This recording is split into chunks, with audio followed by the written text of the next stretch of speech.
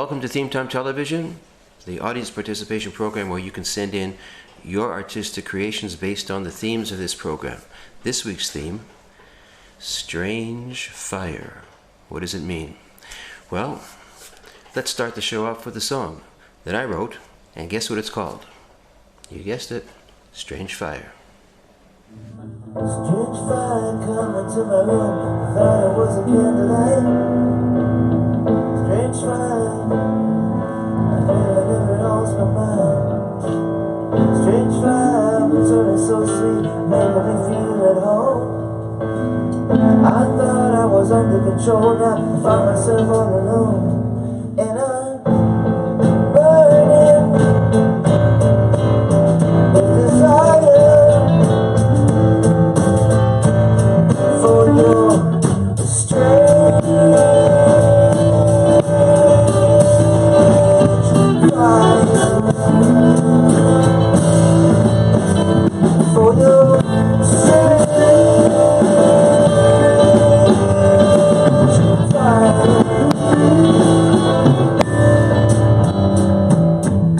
Strange fire coming to my room, I thought it was a candlelight.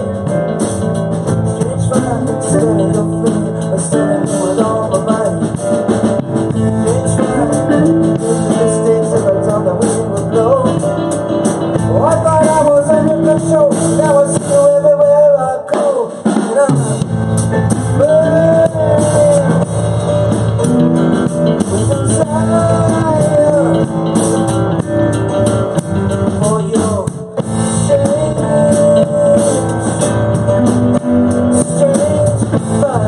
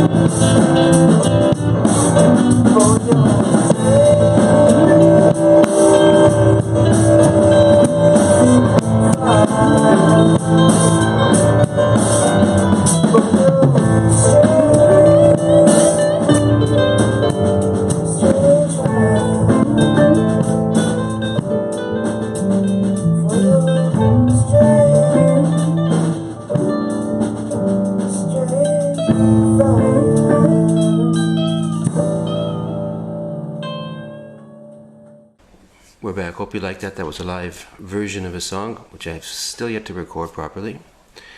As you know, the themes of each week are based on the weekly readings in the Torah. And this week, is about strange fire. Now, before we get into that, I just want to explain something mystical. They say that this week's chapter is actually the very center of the Torah. If you were to count up all of the letters of the Torah, let's say, for example, there's 10,000 letters. Right in the middle of this week's chapter is letter 5001 and 5002. It's like the dead center. And what are those two words? Moshe is running after Aaron, and it says he's asking insistently about the sacrifice. And asked insistently, Darosh, that's the center of the Torah, which you can also means dig deeply or inquire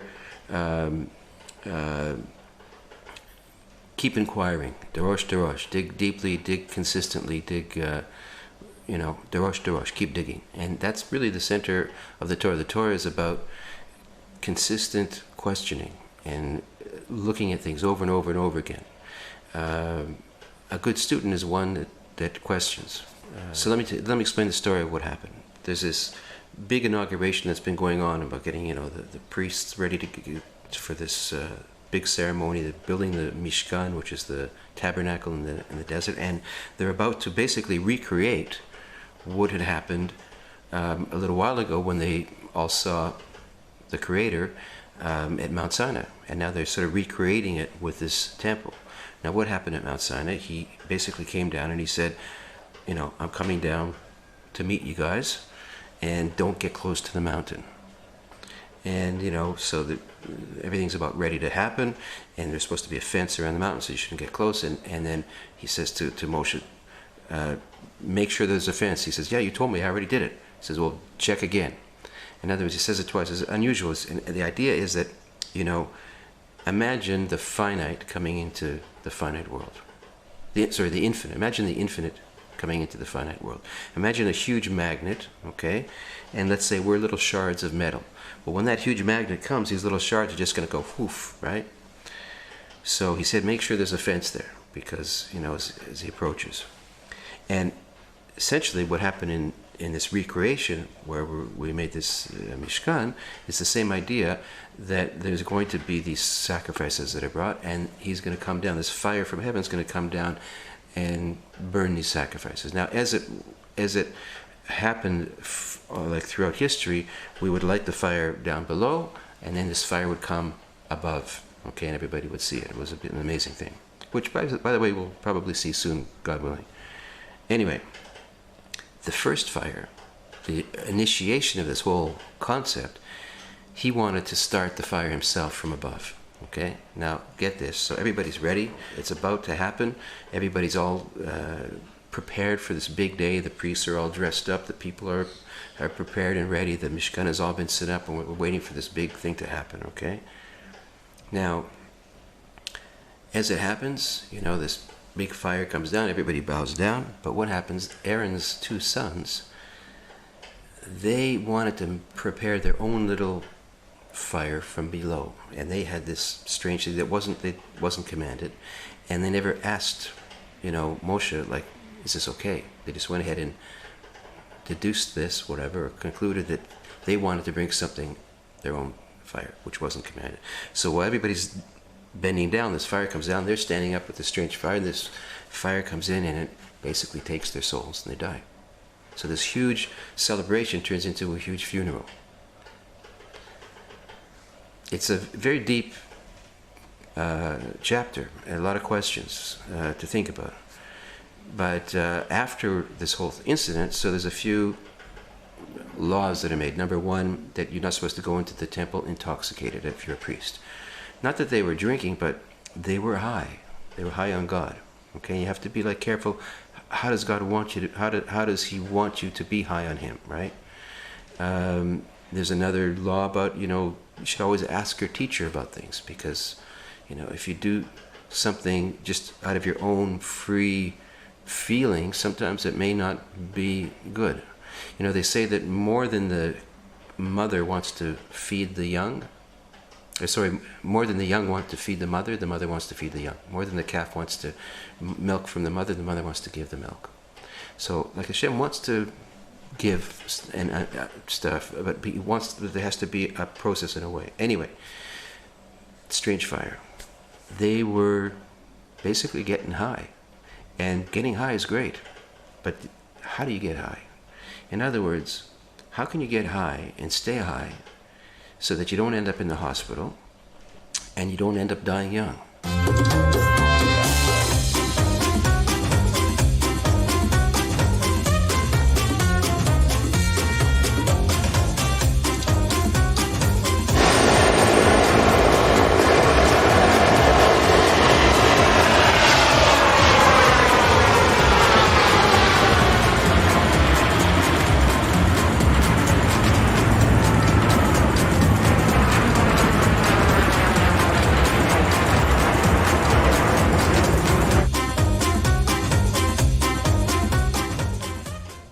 So, anyway, it's a very complex chapter and very deep and a lot of questions and not that I understand it, but those are some of the questions. What is this strange fire? What is this fine line between wanting to get close and higher and my feelings, and at the same time doing things in a way that in the right way that you can actually get close in a way that will be healthy for you, in the way that, you know, God doesn't really want us to just, you know, go into heaven right away. We've got time, 120 years, 130 years, you know what I mean? Then we'll go. We should all be healthy and well and live to a long life, and this plague should be over soon. Anyway, I wrote a song about this idea years ago called Love You Like I Could Die. It's like wanting to go beyond love. It goes like this.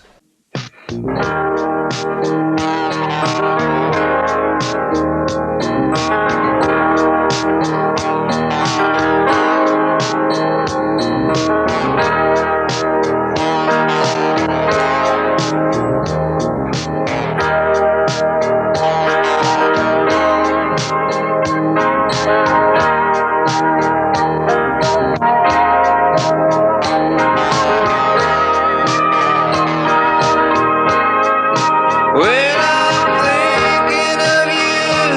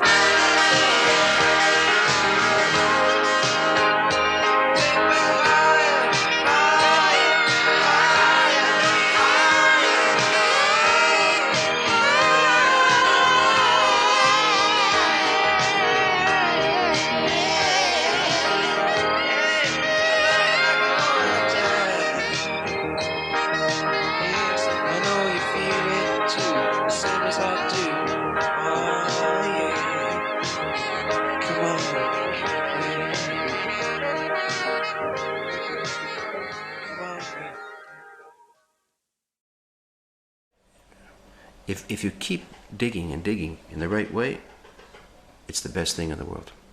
I remember when I was, I don't know, probably 20 years old, working in Kensington Market in Harry's cheese store, Harry Kaplan's cheese store. Me and Susie Schlanker, a great artist, which I'll tell you a story about her as well.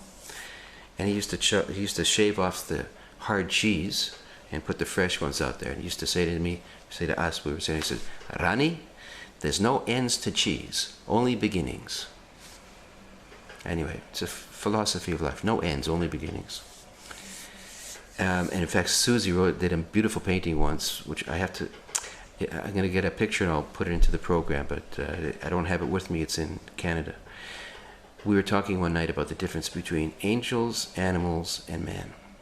And I was saying how, this is when I first started to get, into Torah and stuff like that. So we were sitting all night talking, and I said, like, the difference is an animal is programmed. It's born, it knows exactly what to do. An angel is also programmed. An angel, it's a messenger. It comes to do a job. Man is in between. We have free choice. We can choose to be even lower than animals. We can do stuff that's an animal wouldn't even think about doing. And we can also be higher than angels. So we have this amazing ability. We're on 2 feet and we're like, we're not on the ground. We're like part on the ground, part in heaven.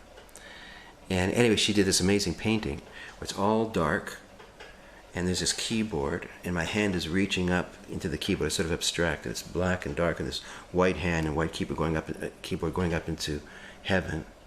And on the top she wrote, and so he created them, the animal, the angel, and man. You have to see it. It's beautiful. It's sort of like the concept of mankind coming through the darkness. Anyway, some people, they like to get high because there's like a hole they're trying to fill and they're trying to get away from things. But other people, they just like to get high because they want to like experience, something. They want to experience their spirit side because we're like animal and angel in one thing. Anyway, it reminds me of an interesting story. I remember reading about a man who was 100 years old. And they said, like, so now at your age, what excites you? What do you, what do you enjoy out of life? And he said, a good question. Nice, huh? That's it for this week. Please send in your artworks based on the different themes. Next week is going to be quarantine and remedy. What does that mean? Quarantine and remedies. Send us some poems, pictures, songs about either quarantine or remedy, whatever that means to you. We'll summarize this week and say that keep digging, keep getting higher and higher and higher. Can't hurt if you do it in the right way. In fact, if you do it in the right way, not only do you keep getting higher, but you will always stay forever young.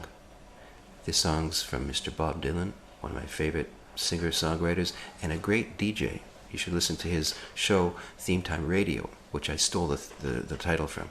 This is Theme Time Television, a little bit different. Anyway, stay forever young. See you next week on Theme Time Television. Bye. Stay healthy. Send your stuff in. Bye.